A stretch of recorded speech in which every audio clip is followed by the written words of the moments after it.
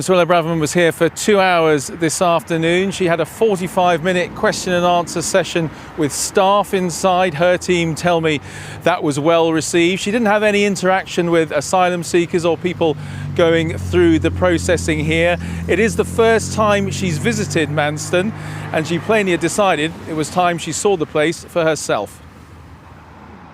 The Home Secretary swept into Manston Asylum Processing Centre in Kent today, the place that has so troubled her first days in office.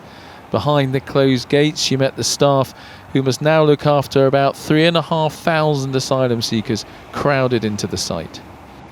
Their distress has been highlighted by a young girl who threw a message in a bottle over the fence, the message simply asking for help. And the impression of chaos has been strengthened after confirmation that about a dozen asylum seekers had been taken to London's Victoria Station and dumped there. They've since been found accommodation. This morning, a government minister admitted the system's under strain. Clearly, the Kent facility has been overwhelmed, and that's despite the fact that the Home Secretary is surging additional staff in there in order to get a grip on it. As Suella Braverman left home this morning, her officials at the Home Office were already aware that local councils in Kent were saying they couldn't cope with the extra pressures. The situation that's developed at Manston, which I think reflects the pressures across the whole national system feeding back into Kent. So a system, an arrangement that we were told was for short term, for people to come in, be processed, and then to move on to other parts of the asylum system. That has slowed up, and the end result is that what you actually see is people there for a long time and more people than the site is designed to take. But what's happening at Manston and the concerns over the whole asylum situation has people divided in this corner of England, as we found out in nearby Canterbury. I would rather stop it, sort our country out, and then we can do it legally and do it properly. They're only just realising how they've left the problem for so long, and now they're scrambling to get it right, and the conditions they're keeping people in are dreadful. It's a disgrace for a modern country like Great Britain. Legally, that is absolutely fine, but the ones that shouldn't be over here, we're only a little country.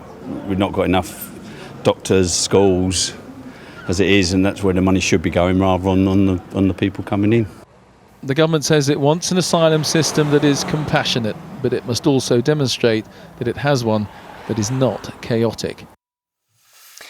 And Andy, plenty of controversy about this visit.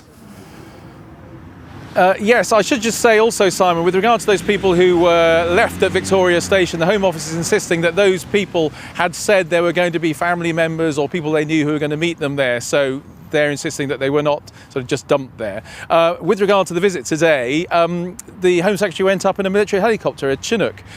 We actually saw the Chinook landing on the airfield over here, and then a couple of minutes later the motorcade sweeping in. We didn't make the connection at the time, but Downing Street's confirmed that she went up because they said she'd come to see the area of operations as they described it, and part of that involved seeing the area of operations at sea. So Suella Braverman in a military helicopter today to see what was going on there. So the government trying to get on top of this, but amid all of that, there's a legal challenge.